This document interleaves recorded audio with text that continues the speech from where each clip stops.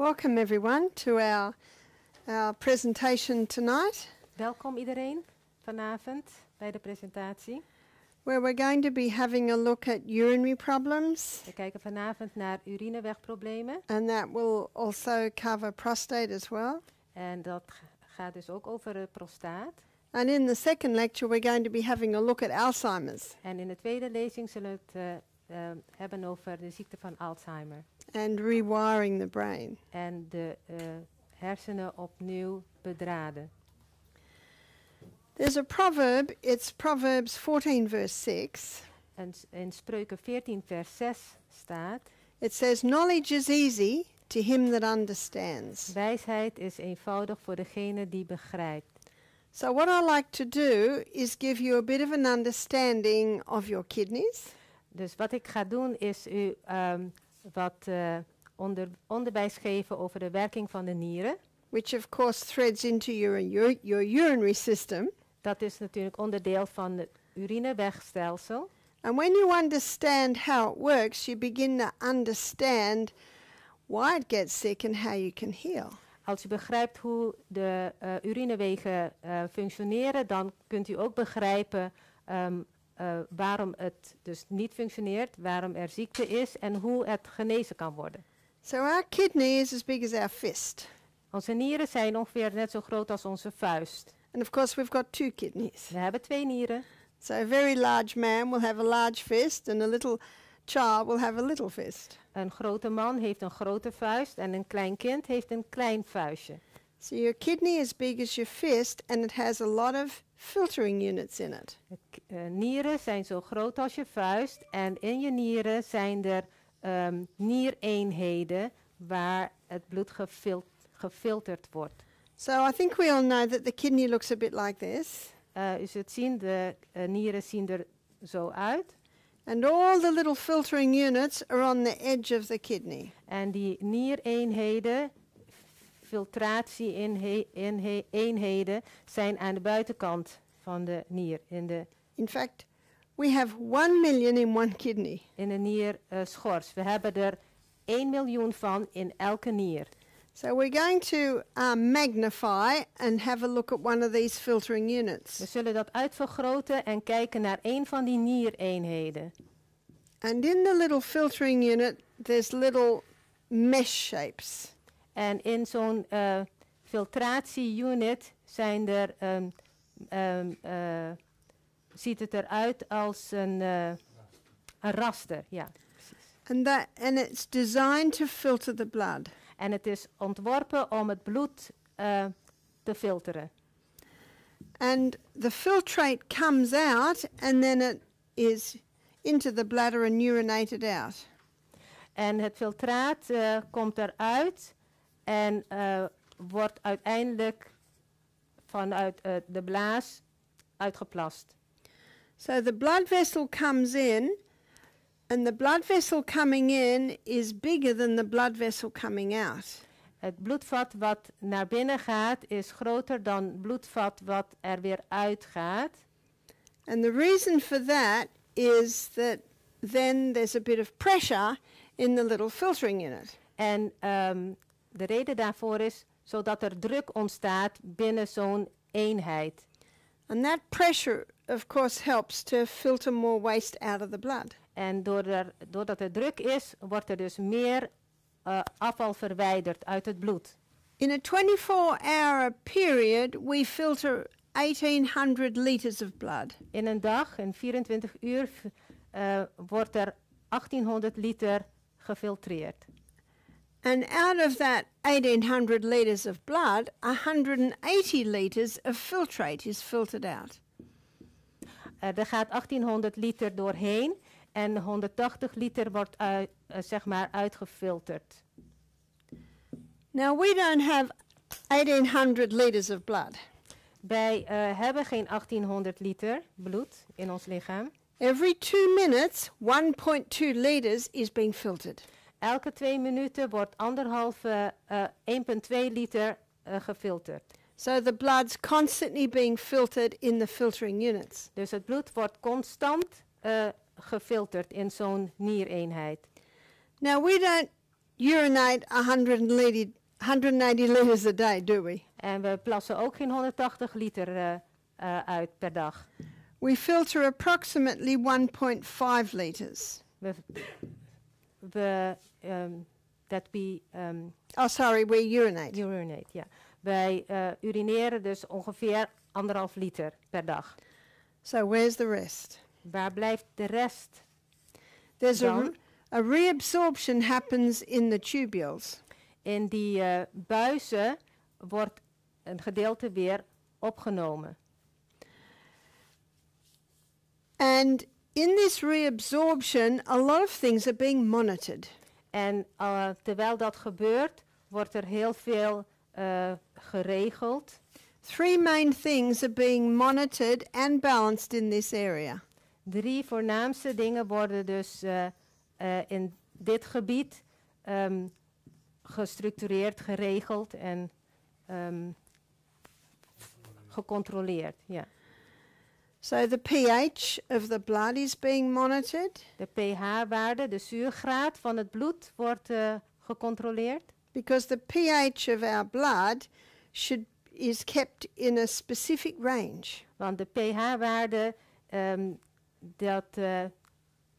heeft een kleine bereik waar het binnen blijft, precies. If the blood gets too alkaline, you'll die. Als het bloed te basisch wordt, ga je dood. And if the blood gets too acid, you'll die. Als het bloed te zuur wordt, dan ga je ook dood.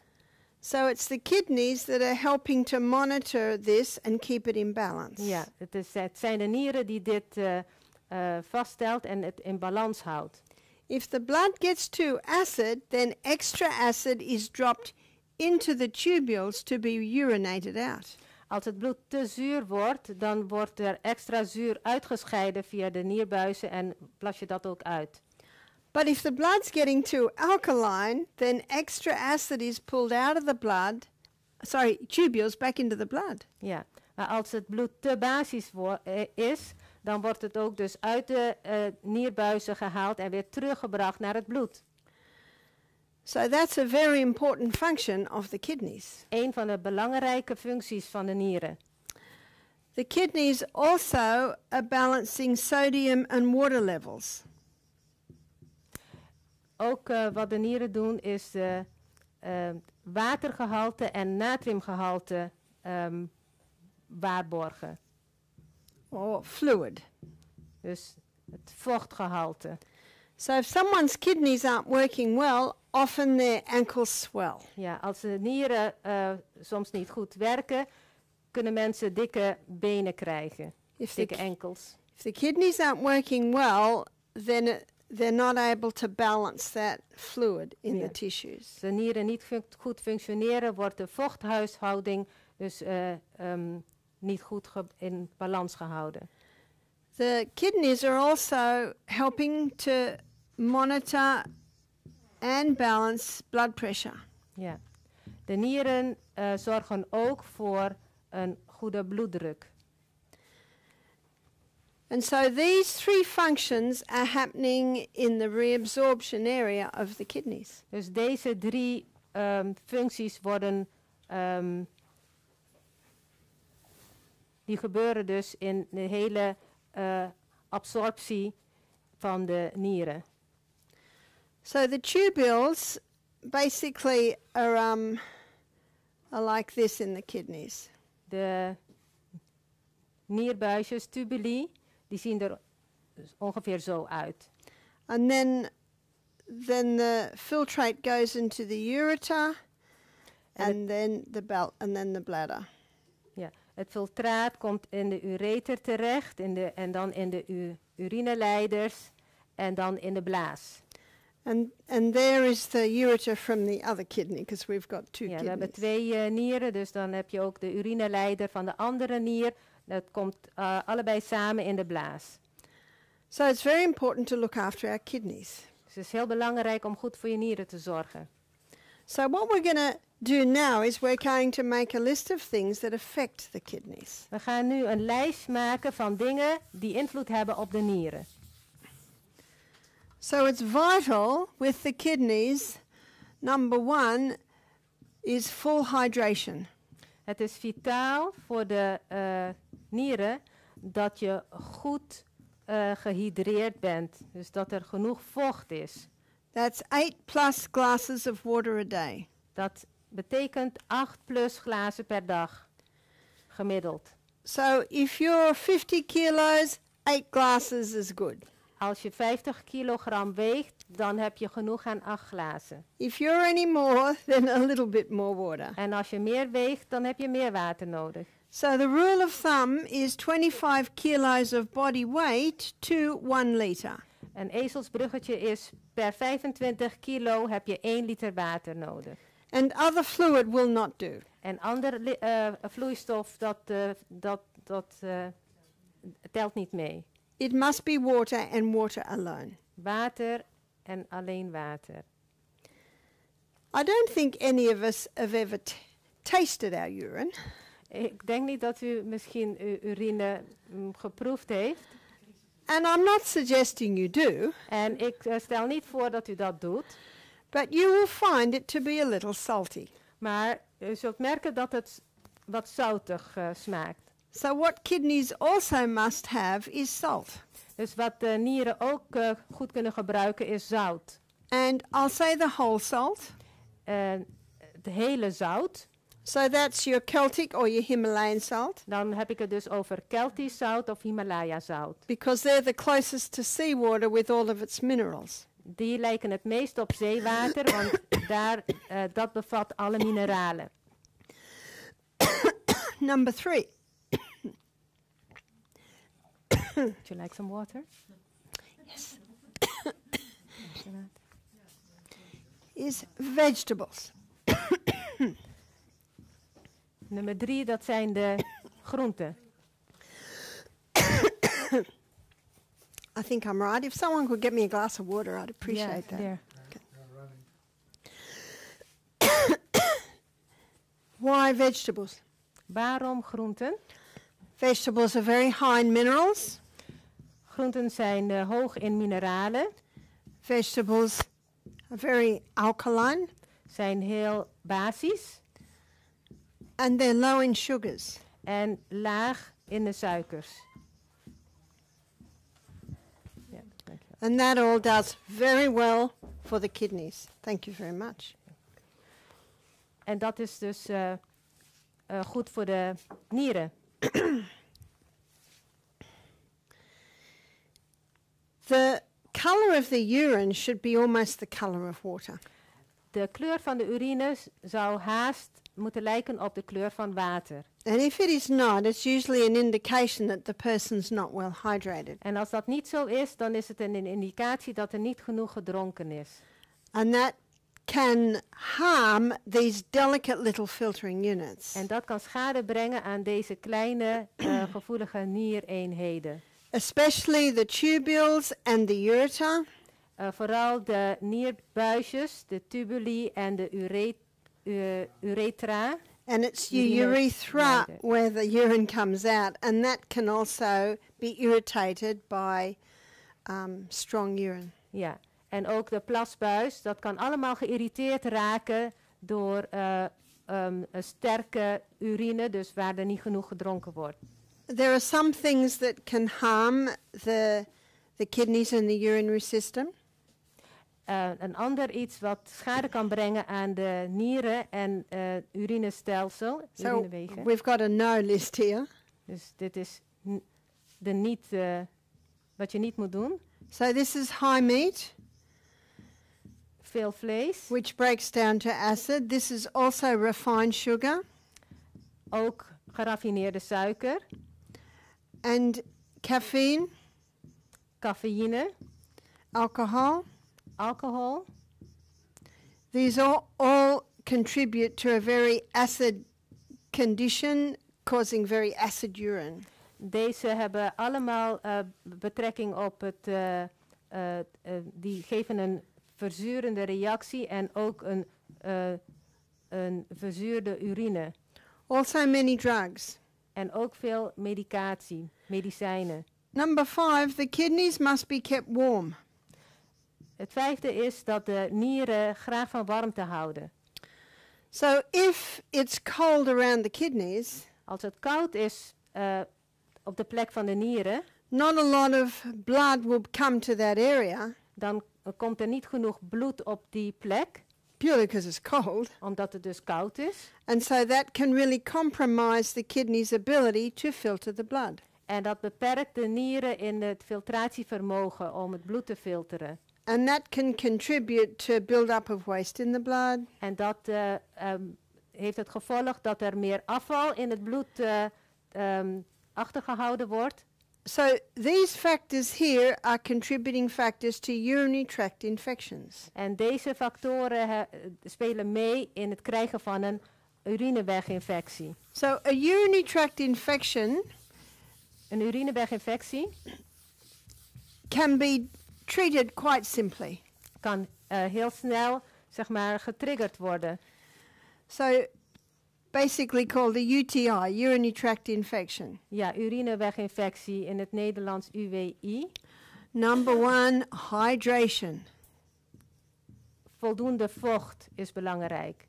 I've got one friend and she just starts drinking 3 to 4 liters of water a day if ever she gets a urinary tract Ik heb een infection. vriendin en als ze voelt dat ze dus een urineweginfectie krijgt, dan begint ze met 3 tot 4 liter water te drinken. And she said vandaag. often that is enough. En vaak is dat voldoende om dat weg te houden. But there are some herbs that will help. Er zijn ook kruiden die kunnen helpen. One is cranberry. En één daarvan is cranberry. Cranberry is an incredibly bitter berry. Het is een erg bittere bes. And you can buy dried cranberries, but they're almost all got sugar in them. Ja, je kan ook gedroogde cranberries kopen, maar zijn vaak gesuikerd. I have seen cranberries sold that have been sweetened a little with apple juice. Ja, ik heb ook wel cranberries, gedroogde cranberries gezien die met appelsap, ingedikt appelsap, gezoet zijn. But my daughter decided to make it one day, En mijn dochter die besloot één dag dat zelf te maken. and she put a lot of pure apple juice in. En ze heeft er heel veel puur appelsap in gedaan. She simmered the cranberries in the apple juice, En ze heeft ze gesudderd in het appelsap. and they were still incredibly bitter. En die waren nog steeds heel bitter. So to take it for a urinary tract infection, you're best to take it in tablet or capsule form. Ja, dus als je echt een urineweginfectie hebt, dan is het beste om dat in capsule of tablettenvorm te nemen. Tabletvorm. Unless, of course, you can handle incredibly bitter herbs. Tenzij je tegen bitter kan. The other herb is golden seal. En andere is golden seal, oftewel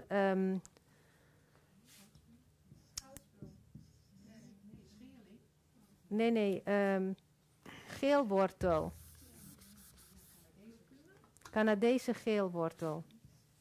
It has a nickname and it's called King of Tonics to all mucous membranes. Nou, King of Tonic, dat is een bijnaam. King of Tonics voor alle slijmvliezen. Dus Canadese geelwortel.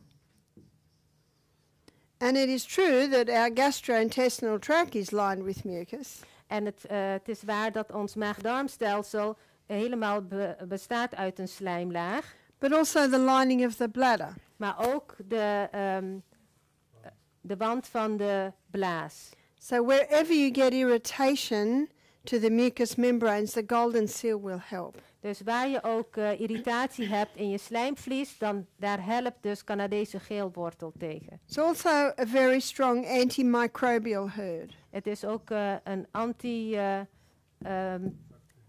antibacteriële kruid. So it's antibacterial, antifungal, anti-yeast. It's Dus a broad tegen heel range. veel ziektekiemen. So that will help to conquer a urinary tract infection. Dus dat helpt om tegen een urineweginfectie. For men and women. Voor mannen en vrouwen. But it's usually more women that have the problem. Het komt vaker voor bij vrouwen. What I'd like to look at is frequent urination.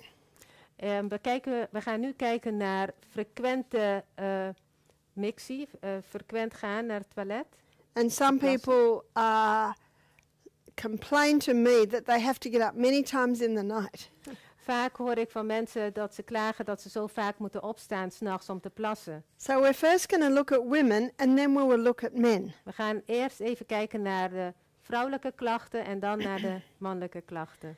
Now the urethra, which is the muscle that comes out of the bladder. So we'll just draw it like this. This is the urethra. De plasbuis The urethra is a muscle. is de buis die zeg maar uit de blaas komt, is een spier. And as a muscle, it can be strengthened. En deze spier kan versterkt worden. And it can be weakened. Kan ook zwak worden. And so to strengthen the urethra muscle, En om deze spier sterker te maken, rebounding. is veren op de trampoline een oplossing. Now, if a lady has a weak bladder, Als een vrouw een zwakke blaas heeft and she starts rebounding or trampolining, en ze begint met het veren, she'll lose a little urine. dan zal ze wat urineverlies hebben. So I say, just empty the bladder before you do it. Dus eerst plassen eerst de blaas ledigen voordat je gaat springen, veren. But the fact is, that's an indication that is the muscle it will strengthen. Maar dat is dus wel een indicatie dat de spier sterker zal worden. But what also I suggest is that when a lady urinates, Maar ik zou willen voorstellen, als een vrouw gaat plassen, she stop, start through urination, and that will strengthen the muscle. om kleine beetjes de plas op te houden bij het plassen, om de spier te kunnen versterken. So it takes a lot of control to do that, but that strengthens the urethral muscle. Maar het heeft wat beheersing nodig, maar het versterkt die spier.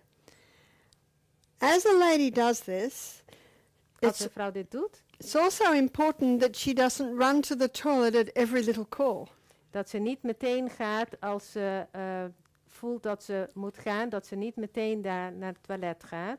She does what she can to hold it a little longer. Dat ze probeert het op te houden. She might need to breathe very, very deeply, Zou misschien heel diep moeten ademhalen, but it's muscular strength. want het is spierkracht. And this also brings us to strengthening the core muscles. En dit houdt ook in dat we de rompspieren moeten versterken. So daily exercise is very important. Dus elke dag beweging, oefeningen doen is heel belangrijk. Another excellent position for women is squatting. Een andere goede positie voor vrouwen is hurken. And so practice squatting, ladies. Oefen dat. And it strengthens that pelvic girdle. En dat versterkt de bekkenbodem, bekkenspieren. If a lady's not used to it, she can begin with her back against the wall. Als je dat niet gewend bent, dan kan je beginnen met je rug tegen de muur. And that is a little easier than just squatting on the ground. Dat is makkelijker dan gewoon zo op je hurken gaan zitten. Eerst tegen de muur op je hurken. So even just doing this for 5 minutes a day, the body will get used to it and it'll help to strengthen that pelvic girdle. Ook al doe je dat 5 minuten per dag, dan zal dat de bekkenspieren, bekkenbodemspieren versterken. Now we'll have a look at the man. We zullen nu kijken naar de mannen. So with a male, if there's frequent urination, it's usually an enlargement of the prostate gland. Als mannen klachten hebben van frequente mixie, moeten gaan naar het toilet, dan is het vaak een probleem van de prostaat. So what happens is from the bladder to the urethra, there's a pipe in a man that goes through the prostate gland. Ja, de plasbuis bij de mannen gaat door de prostaatklier.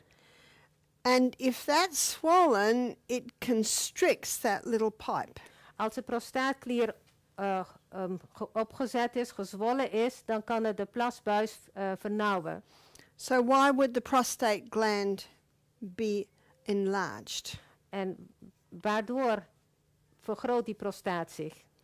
It's usually enlarged because of a hormonal imbalance. Het is vaak zo dat er dan een hormoondisbalans is. So in a man and a woman, the number one hormone is progesterone.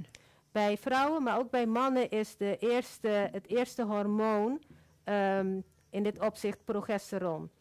So for a man, number one is progesterone, number two is testosterone. En het tweede hormoon bij mannen is testosteron. For a woman, number one hormone is progesterone, number two is estrogen. Bij vrouwen is het eerste hormoon progesteron en het tweede hormoon oestrogeen. So this is how the man and the woman's hormone balance should be. Dat is dus de hormonale balans bij mannen en bij vrouwen. Testosterone is often called the male hormone and estrogen the women's. Testosteron wordt vaak het mannelijk hormoon genoemd en oestrogeen het vrouwelijke hormoon. But the fact is men and women have the same hormones just in different amounts. Ja, de mannen en vrouwen hebben dezelfde hormonen, maar dan in een andere verhouding. There are many things that we are exposed to today that get that estrogen up. Er zijn heel wat dingen waar we aan blootgesteld zijn, heden ten dagen, waardoor oestrogeengehalte stijgt. Growth stimulants given to chickens, which is in the chicken and the egg. Groeihormonen die gegeven worden aan de kippen en dat komt ook in het ei. Also growth stimulants often given to cattle. En groeihormoon wat ook aan vee gegeven wordt. Another hidden place where we can be exposed to the environmental estrogens is chemicals. En waar we ook blootgesteld aan kunnen worden aan oestrogeen is door chemische stoffen. Especially Roundup or glyphosate. Roundup,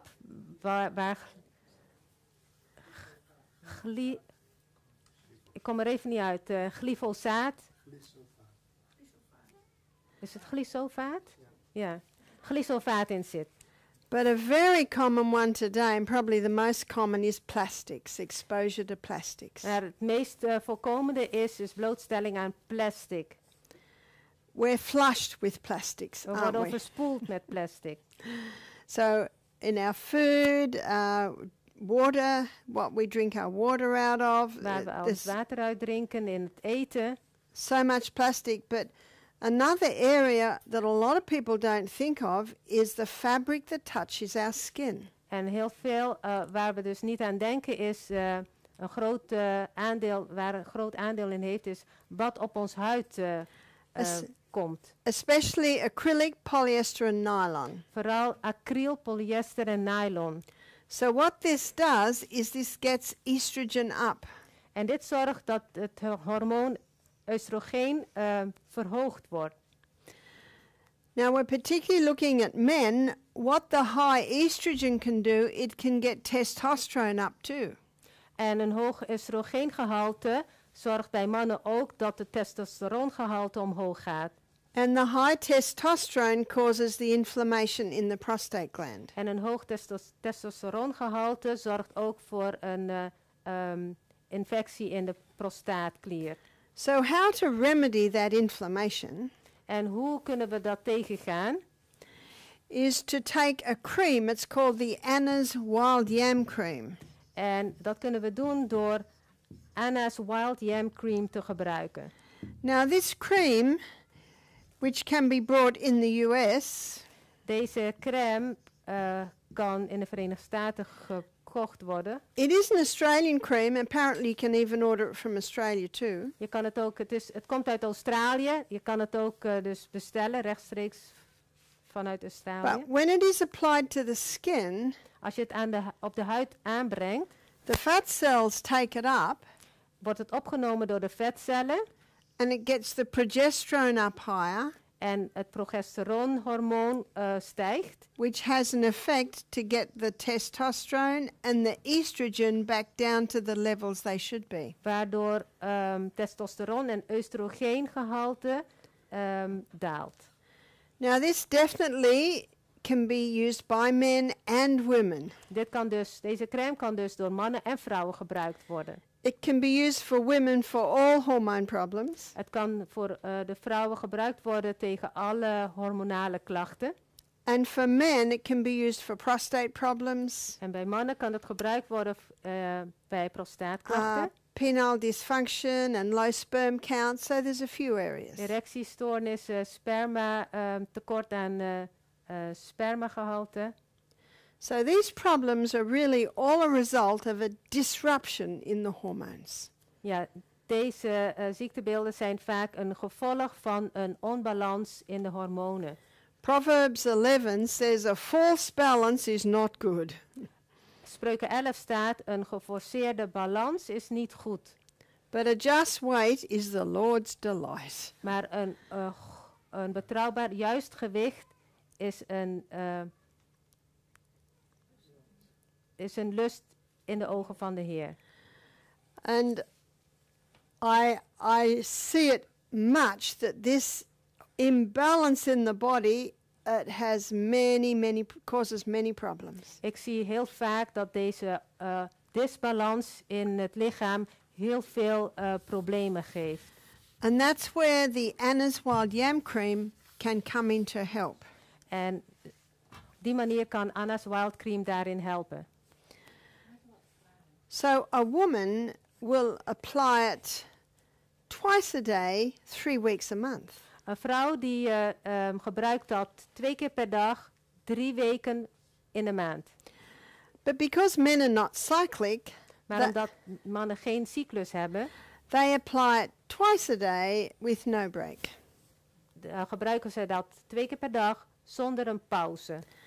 And little by little, it brings the balance back in the hormones. Ja, en te zijner tijd, dus elke keer wordt de balans weer goed hersteld.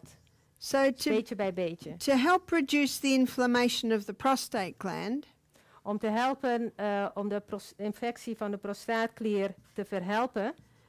yes, the Anna's Wild Yam Cream, Ja, die Anna's Wild Yam Cream. but also there's a herb called Saul palmetto. Er is ook een kruid, Saul palmetto. And Saul palmetto is a herb that can reduce the inflammation of the prostate gland. En dat werkt ook tegen de infectie van de prostaatklier. Also zinc. En ook zink. Zinc is an important mineral. Zink is een heel belangrijk mineraal. And when a man ejaculates, Als een man een zaadlozing heeft, he totally depletes his zinc levels. Dan raakt hij eigenlijk zijn zinkgehalte verlaagd. So if a man is indulging in pornography, En als een man zich te buiten gaat aan pornografie, porno, and overstimulating that area, he can be severely depleted of zinc. ja, en zeg maar op dat gebied zich Now, te buiten gaat, dan raakt hij zijn zinkreserves kwijt. if zinc levels are at the level they should be, Als je een goed zinkgehalte hebt, no man would ever have prostate problems. dan zal er geen enkele man prostaatproblemen hebben. Because zinc inhibits the testosterone going too high. Want zink voorkomt dat het testosterongehalte te hoog wordt. And remember, it only when it goes into high amounts that it causes the inflammation of the prostate gland. En de infectie van de prostaatklier gebeurt alleen als testosterongehalte te hoog is. So zinc is found in pumpkin seeds. Waar vinden we zink? In pompoenzaden. In pumpkin and sesame seeds are the highest amounts. In pompoen en sesamzaad is het hoogste gehalte aan zink. And a nice way to have sesame seeds regularly is in that sesame seed butter called tahini. Ja, een makkelijke manier om sesamzaad te nuttigen is via de sesampasta, oftewel tahin. Now zinc is in grain, but it's locked. oh ja, er zit ook wel zink in graan, maar dat zit erin opgesloten. But if that grain is made into a sourdough bread, it unlocks the zinc. Maar als je dus van dat graan een zuurdesem-deeg maakt, dan komt er zink vrij.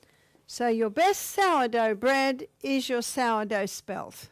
En het beste zuurdesem brood is zuurdesem-deeg van spelt. Now there is one more water therapy that can be particularly helpful for urinary problems. Er is ook een hydrotherapie wat je kan toepassen tegen urineweginfecties. And this is in man and women. En dit geldt voor mannen en vrouwen. And it's called sitz baths. En het heet de sitzbaden. Now, I'm an Aussie, but my understanding is sitz is German for sit. Is that right? Ja, het is in het Duits zitten. So what one requires is 2 tubs. Wat je nodig hebt zijn 2 tijlen. And this is the hot tub. Eentje waar er heet water in gaat. And we have another tub for the cold. En een ander tijl waar er koud water in zit. And the hot tub is set in for 3 minutes. En je zit dus in de hete tijl met heet water voor 3 minuten. And the good news is that the cold tub is only set in for 30 seconds. Ja, en het goede nieuws is dat je alleen maar 30 seconden in het koude water hoeft te zitten. And this is usually done 3 times in a row. En dat wordt normaal gezien 3 keer gedaan. And what this does is it causes a massive supply of blood to come to the area. Ja, wat de reactie is dat er heel veel bloed naar die plek gebracht wordt, gestimuleerd wordt. And when you get a massive supply of blood to the area, you get an increase in healing in the area. En als er dus meer bloed op die plek komt, dan is er ook eerdere genezing. So this alternating of hot and cold, Dus dit afwisselende koud en warm, it also wakes up the nervous system, het stimuleert ook het zenuwstelsel, strengthens the muscles. het versterkt de spieren. So for all urinary problems, Voor alle urinewegproblemen the sitz baths are incredibly helpful. zijn deze sitzbaden ontzettend behulpzaam. Now that will only take not even 15 minutes. Dat kost maar 15 minuten tijd. It's just finding a tub you can sit in. Het enige is dat je een goede tijl moet vinden waar je in kan zitten. Now if that's a little difficult, there is a second option. En als dat moeilijk is, dan is er nog een andere optie.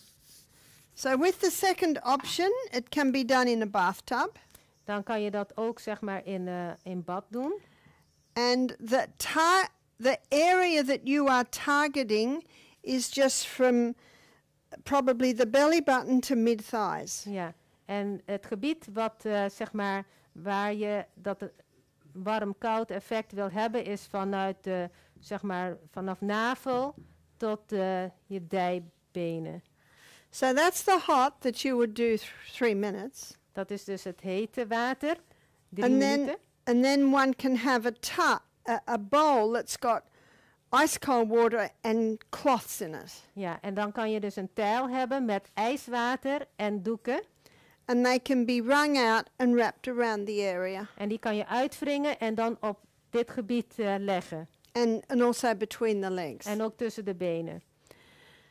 Now, because you're not sitting in a cold tub, En omdat je dan niet in een koude tijl zit met water. and that cold towel will warm up very quickly from your body heat, Dus deze koude doeken worden opgewarmd door je lichaamswarmte. you'll need a couple of cloths in there, because as soon as this one gets hot, then you wring out the other one and apply this. Ja, dus als het warm wordt, dan moet je moet dus enkele doeken daar hebben, zodat je dat kan afwisselen zodra het warm wordt.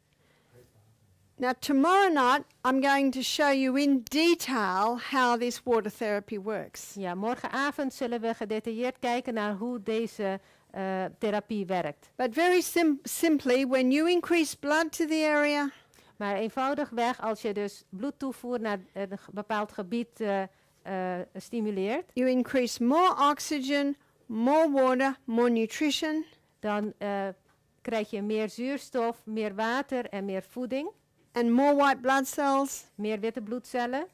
And as the fresh blood comes in, stale blood is moved out. En als er een fris nieuw bloed naar die plek komt, dan wordt ook het oude bloed met afvalstoffen afgevoerd.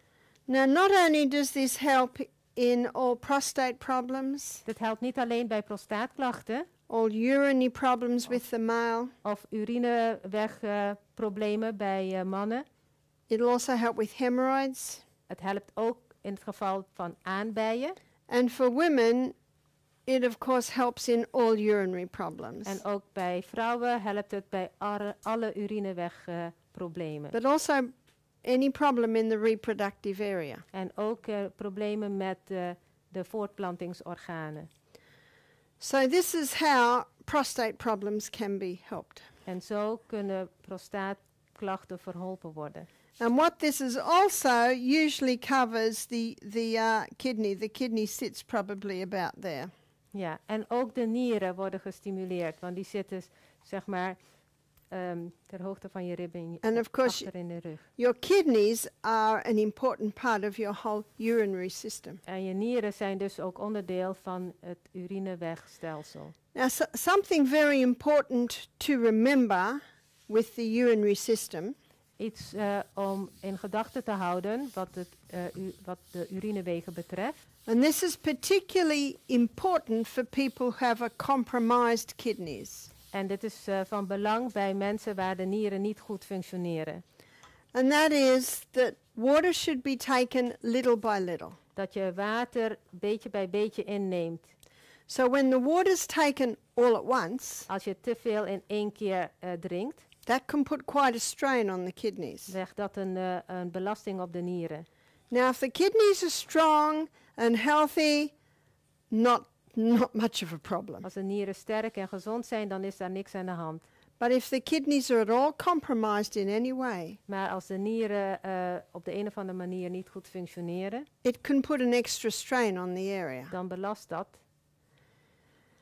So my suggestion is try and only drink half a glass at a time. Ja, dus mijn voorstel is om per keer een half glas te drinken. And before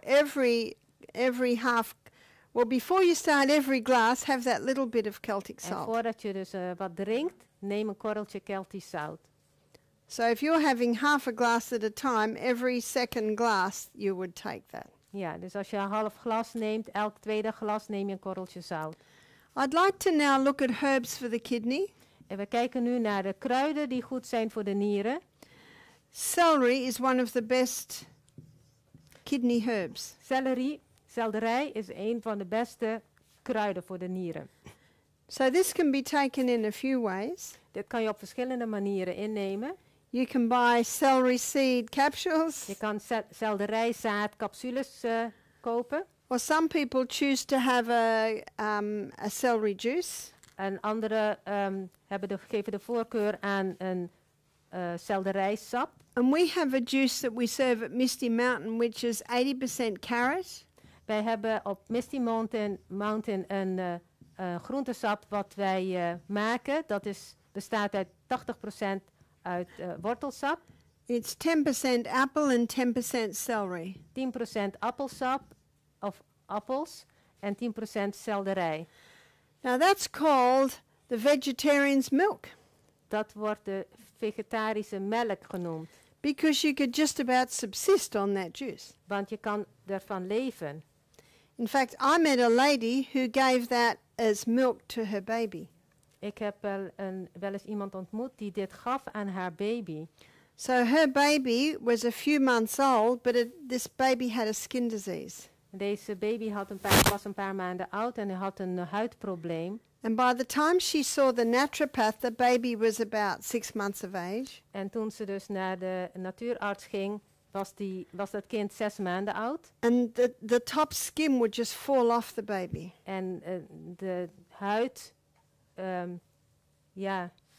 viel als het ware uit elkaar.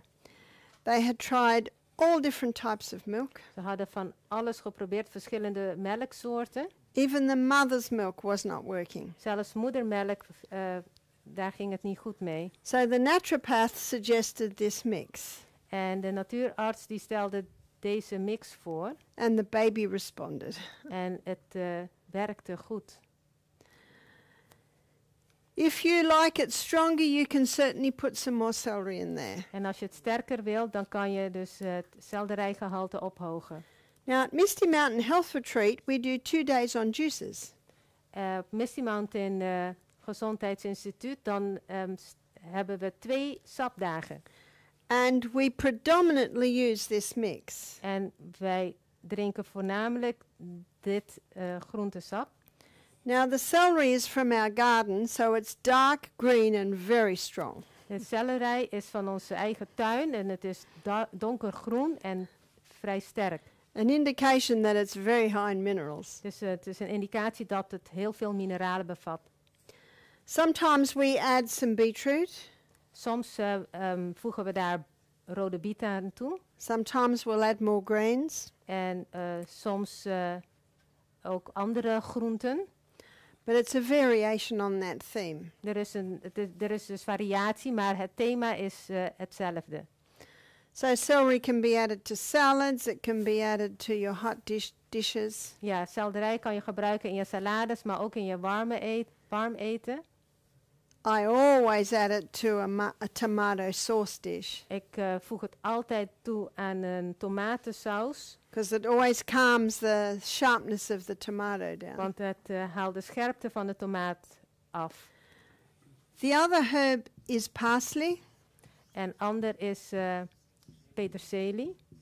And parsley is a fairly well-known herb for kidney problems. En peterselie is een bekend kruid tegen nierproblemen. And parsley can be put in everything. En je kan parsley wel overal voor gebruiken. Can be put in mashed potato, can be put in your salads, your stews. Je kan het in je rauwkost gebruiken, in aardappelpuree of in andere stoofschotels. And you could add it also to your juice. En je kan het dus ook in je groentesap gebruiken. This is a grass that we have at Misty Mountain. It's like a lawn grass, couch grass. Dit is een couchgras, dus een grassoort wat ze daar hebben in Australië. So I don't know if you'd have it here. You might. Ik ken het persoonlijk niet. But they all are specifics for the kidney. Maar die dus zijn specifiek goed voor de nieren. Corn silk. En de draden van de mais.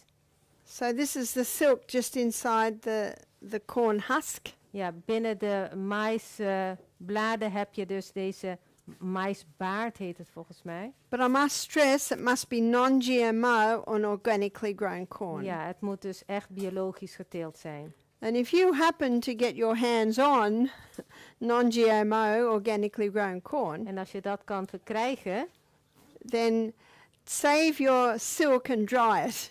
als je dus biologische mais kan krijgen, dan droog dan deze draden, de maisbaard, droog dat en bewaar dat. So those herbs can all be used for basically any kidney problem. Dus deze kruiden kunnen gebruikt worden voor eigenlijk wel alle nierproblemen. What about kidney stones? En wat doen we tegen nierstenen? There is a very simple remedy for kidney stones. Er is een eenvoudig middel tegen nierstenen. So for kidney stones, there are a few things to be mindful of. Er zijn een paar dingen waar je op moet letten bij nierstenen. And that is going to a more alkaline diet. En dat is dus een meer basis dieet volgen. And in my book, Self-Heal by Design, I have a chapter on the acid alkaline foods. In mijn boek Self-Heal by Design, daar heb ik een heel hoofdstuk over zuurbase voeding. But as long as you're doing about 80% alkaline, Maar zolang je dus 80% basis eet, also is dat goed. castor oil compresses, Ook compressen van casterolie. Castor oil compresses can be laid over the kidney area.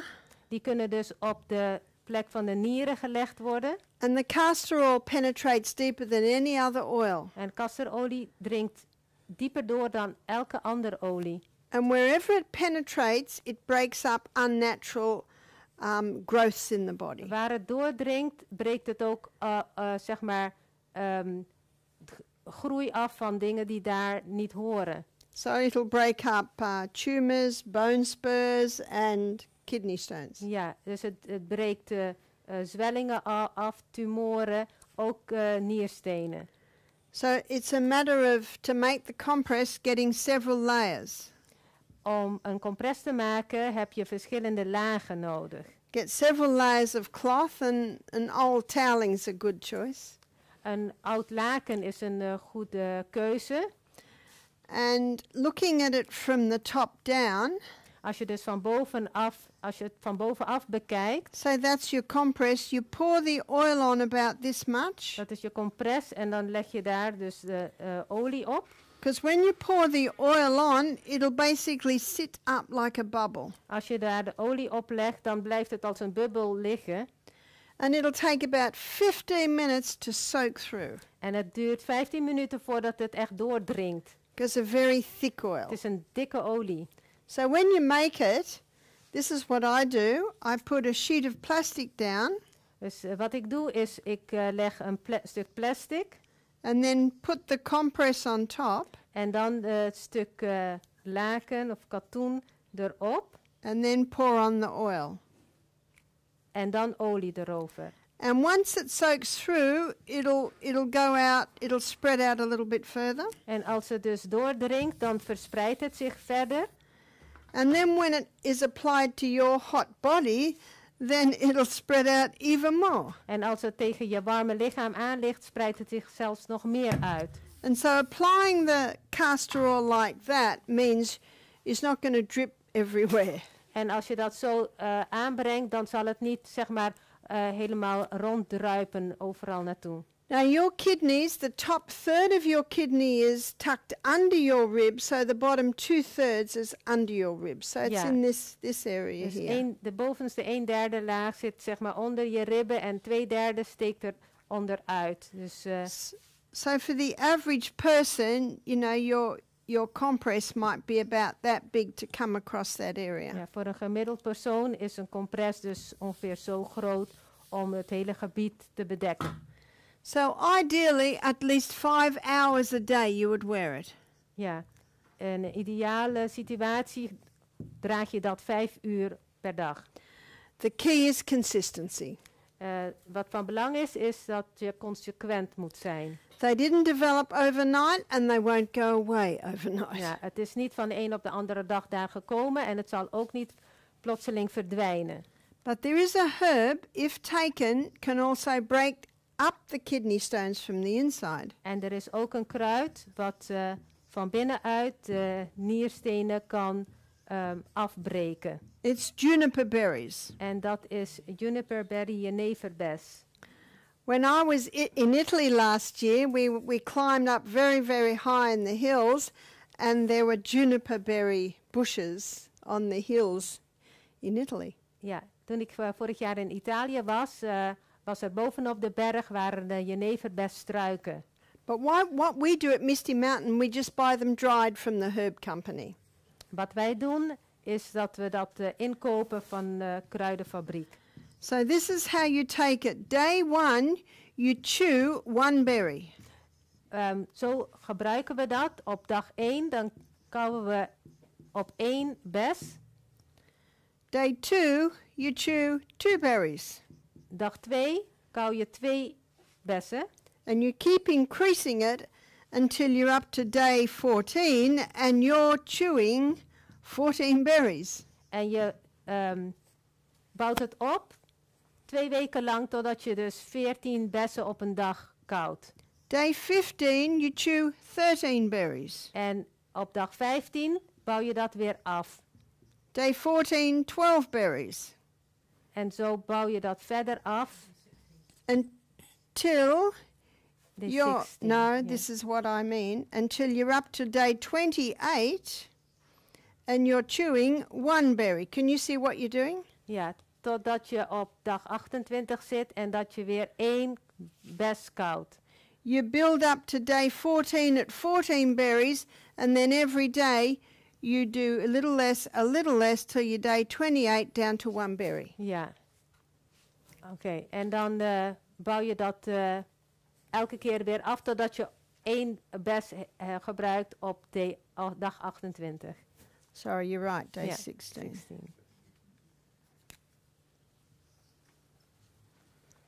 Ja. So that's a 28-day program. Dat is een 28-durig programma, dagendurig programma. Now, if after a few months you've still got some symptoms, then do it again for a month. Als je na een paar maanden weer klachten krijgt, dan doe je dat weer, herhaal je dat. And that's usually enough to break up the stones. En dat is meestal genoeg om de stenen kwijt te raken. So that's a very simple remedy that one can use to get rid of kidney stones. Dat is dus een eenvoudig middel om je nierstenen te bestrijden. At the same time, tegelijkertijd, the diet should be assessed. Moet je kijken naar wat je eet. Keeping well hydrated. Genoeg water drinken. Daily exercise. En dagelijkse oefeningen doen. Going to bed early. Op tijd naar bed gaan. Laying on the stomach in the sun and letting the sun touch the kidneys. Lekker op je buik liggen in de zon en de zon op je rug laten schijnen. So it's also implementing those lifestyle principles. Het is dus ook de 8 leefstijlprincipes toepassen. Are there any questions before we close our presentation on urinary? Zijn er nog vragen voordat we afsluiten? Yes? Ja. Waar moeten we de crème smeren? Where do we apply the Anna's Wild Jam cream? It can be applied to different parts every day. So inside of arms one time, chest another time, abdomen another time, inside of thighs another time. So you alternate the sites of application, but it's the fat cells that are taking it up.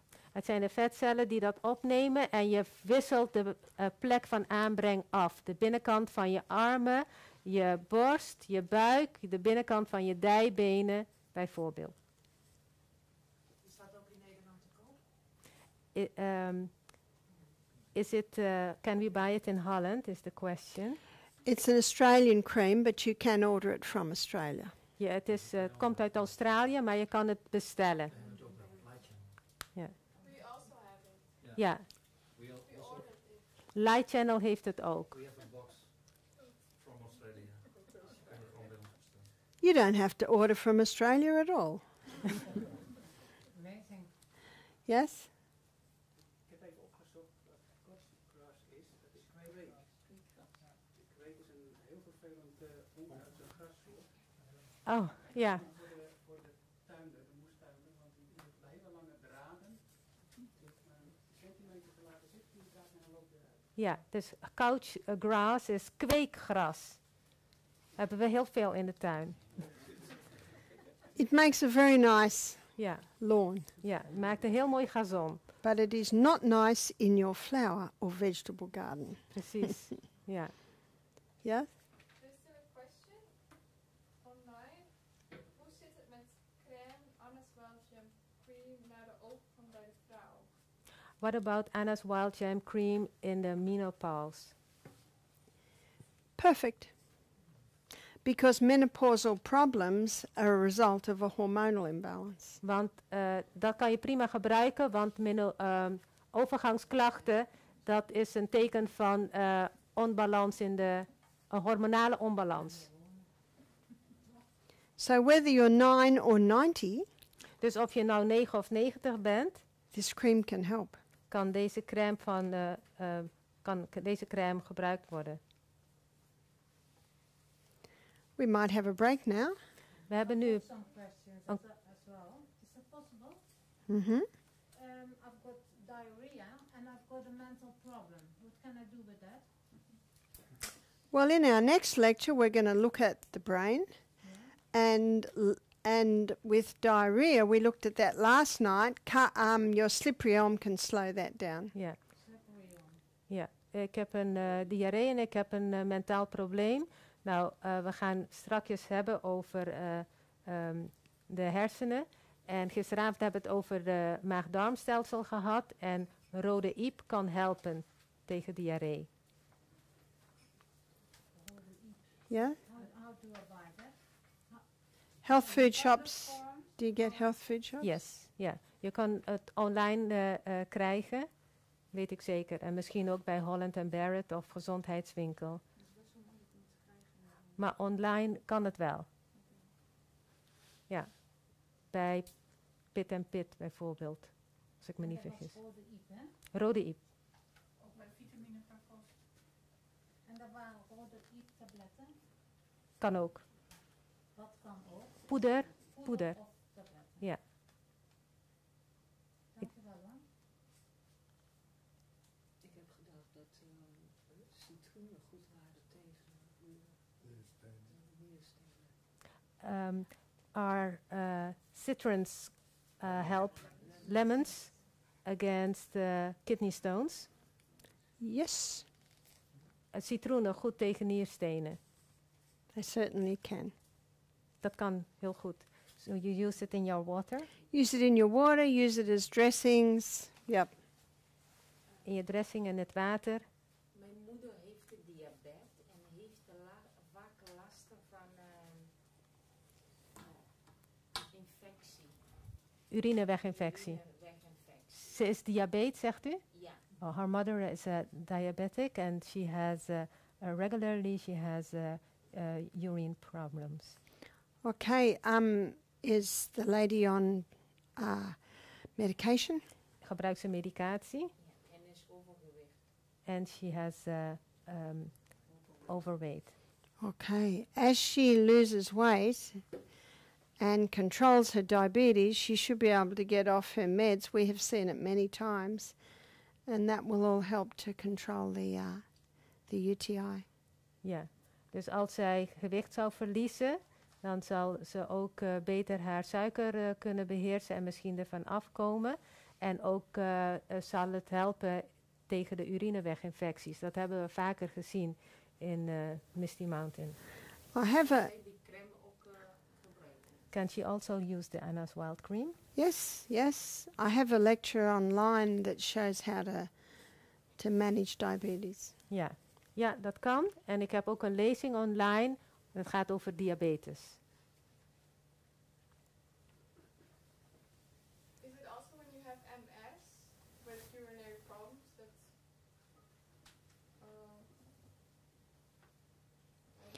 Urinary problems aren't usually associated with MS, because MS is a deterioration of the myelin sheath around the nerve cell.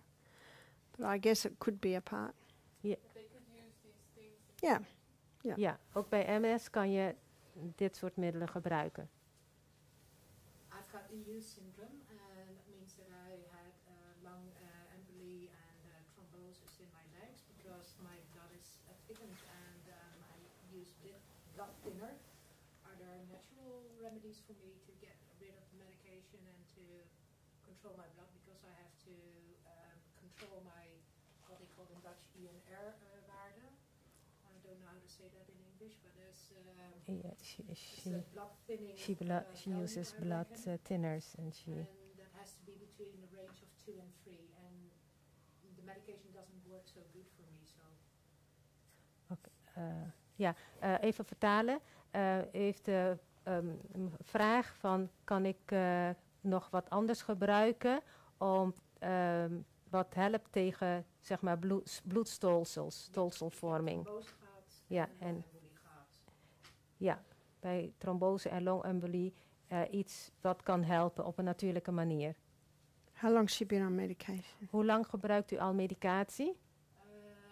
ever since I had the lung emboli, so that's 4 years now or 5 years. Oké. 5 jaar al medicatie tegen longembolie en trombose. We find that the cayenne pepper will thin the blood. We zien dat het gebruik van cayennepeper het bloed verdunt. And that can be begun with a quarter of a teaspoon 3 times a day, and try and build up to half a teaspoon 3 times a day. Dat kan je doen door een kwart theelepel 3 keer per dag. En dat opbouwen tot een halve theelepel 3 keer per dag. Yeah, Mengen in water en dat innemen. and keeping very well hydrated. En goed, echt goed gehydrateerd. Dus zorgen dat je goed water drinkt. And does it count when I put fresh mint or citron of lemon in my water? Does it still count as water, or is that Yes. Ja, kan ik nog water of citroen of munt in het water doen? or ginger? Of gember? Geldt dat dan nog als water drinken? Ja, dat kan. Okay, let's have a break. Laten we even een korte pauze hebben. We'll come back in 10 minutes at 10 to. We komen terug 6:50. Dan beginnen we weer.